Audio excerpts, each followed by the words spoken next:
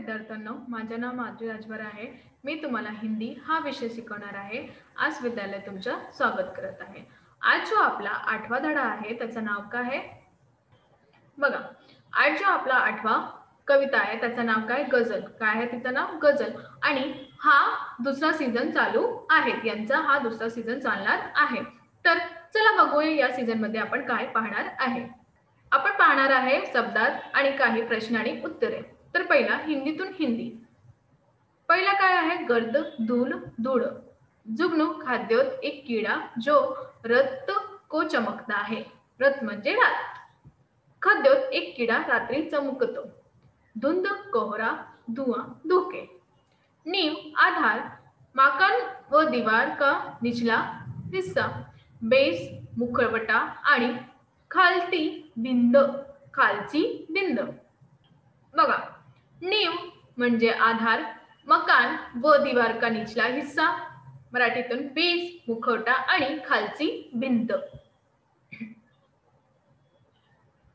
सकल चेहरा मराठीतून चेहरा, शिखर सिर चोटी डोके वेणी, शोक लालसा तळमळ. अजून काय आहे चला बघूया. बघा, सूचनानुसार कृतियां कीजिए. सूचनानुसार आपल्याला कृती करायचं आहे. तर पहिला काय आहे? गजल की पंक्तियों का तात्पर्य. गजल यांची पंक्तीचं तात्पर्य काय? तर पहिला काय? नींव के अंदर दिखे कैसा. नींव के अंदर कसं दिसायचं? आधार बनना. दूसरा आईना बनकर दिखो म्हणजे संवेदनाओं से परिपूर्ण इंसान बनना. आता दुसरा मनुष्य से अपेक्षाएं. दुसरा कृती यामध्ये काय दिले आहे? प्रश्न तुमचा मनुष्य यांचे अपेक्षा आहे. तर उत्तर पहिला आहे इंसानियत की राह पर चले. कोणता? इंसानियत की राह पर चले. दुसरा पथ प्रदर्शक बने. कोणता? पथ प्रदर्शक यांनी बने. तर हे तुमचा पहिला आणि दुसरा. इथे तुम्हाला पहिला लिहायचं आहे आणि इथे दुसरा. अजून बघूया. बघा, जिनके उत्तर निम्न शब्द हो ऐसे प्रश्न तैयार कीजिए.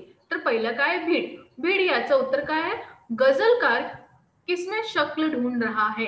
गजलकार यांनी कुठे शक्ल असा शोध केले आहे. दुसरा आहे जुगनू. जुगनू किसने कहा की वो भी साथ है. कोणी सांगितले की ते पण जवळ आहे. तिसरा तितली. तर इथे पद्यांश में किसकी टूटे पर की तरह बनने की तरह कहा गया. कोणाची कापली परे यांचा तून बघायला सांगितले आहे. चौथा आसमान. पद्यांश में गर्द बनकर किस पर दिखने का कहा है. कुठे दिसायला असं सांगितले आहे. तर हे झालं आपला तिसरा प्रश्न आणि उत्तरे. आता चौथा निम्नलिखित पंक्तियों से प्राप्त जीवन मूल्य लिखिए.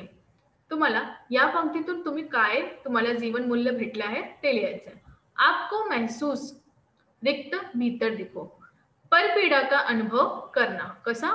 परपीडा यांचा अनुभव करायचा आहे. दुसरा कोई ऐसी शक्ल मुझे अक्सर दिखो म्हणजे सत्कर्मों की राह पर चलकर आदर्श स्थापित करना. सत्कर्म यांचा राह पर चलून आदर्श स्थापित करायचा आहे. आता पाचवा कृती पूर्ण करा. पहिला गजल में प्रयुक्त प्राकृतिक घटक यांचा प्राकृतिक घटक काय आहे बघा. पहिला जुगनू, दुसरा सी, तिसरा फूल आणि चौथा तितली. तर तुम्हाला कुठे लिहायचं आहे? इथे. पहिला इथे, दुसरा इथे आणि तिसरा इथे आणि चौथा इथे. सहावा कवी के अनुसार ऐसे दिखो. कवी यांच्या अनुसार कसं आपल्याला दिसायचं आहे हे. तर पहिला आहे नींव के अंदर दिखो. दूसरा मील के पत्थर दिखो. तीसरा मोम के भीतर दिखो. चौथा रोशनी बनकर दिखो आणि पाचवा सीप के अंदर दिखो. तर हे तुमचा 5 उत्तर आहेत. तर तुम्हाला कुठे लिहायचं आहे हे तुम्हाला माहित आहे. बघा कुठे. इथे पहिला, इथे दुसरा आणि इथे तिसरा आणि इथे चौथा आणि इथे पाचवा. तर हे तुमचा 5 उत्तर आहे. अजून बघूया. आता बघा इथे काय दिलंय. प्रस्तुत गजल की अपनी पसंदीदार किन्हीं 4 पंक्तियों का केंद्रीय भाव स्पष्ट कीजिए. आता बघा इथे तुमच्या मतानुसार तुमचा कोणता पंक्ती चांगली आहे ते लिहायचं. तर मीने काय लिहिले आहे बघा. गजलकार कहते हैं जीवन में सभी को मर्यादा का पालन करना पड़ता है. मर्यादा के बिना व्यक्ति विकास संभव नहीं है. मोती अपने निर्मित काल में सीप के अंदर होता है, वो भी मर्यादा का पालन करता है, तब जाकर वो चमकीला व मूल्यवान होता है। यदि व्यक्ति को भी अपने जीवन से सरलता की मंजिल हासिल करनी है तो उसे अपने जीवन में मर्यादा का पालन अवश्य करना पडता है। व्यक्ती के पास सहनशीलता का भाव होना चाहिए. तर हे याचा उत्तर आहे. तुम्हाला लिहायचं आहे. कळलं ना तुम्हाला? हो. अजून दुसरं बघूया. बघा, तर आज आपण काय शिकलो? आज आपण हे शिकलो, की आपला जो प्रश्न आणि उत्तरे आहे त्याला कसं लिहायचं हे पण शिकलो आणि आपण हा गझलमध्ये काय शिकलो? हा गझलमध्ये आपण असं शिकलो, की जे मानव आहे त्यांना खूपच वेगवेगळी संधी आहे, की कोणी कशासाठी करायचं आहे, कोणी काय करत आहे, हे फार महत्वाची गोष्टी आहे. परंतु तुम्ही त्या लोकांना सोडून द्या. तुम्ही त्या लोकांना सोडून द्या. स्वतःची काळजी घ्या. स्वतः कसं करायचं, कसं नाही करायचं हे शोधून घ्या. कारण जेव्हा तुम्ही हे करणार आहे तुम्हाला कंटाळा येणार.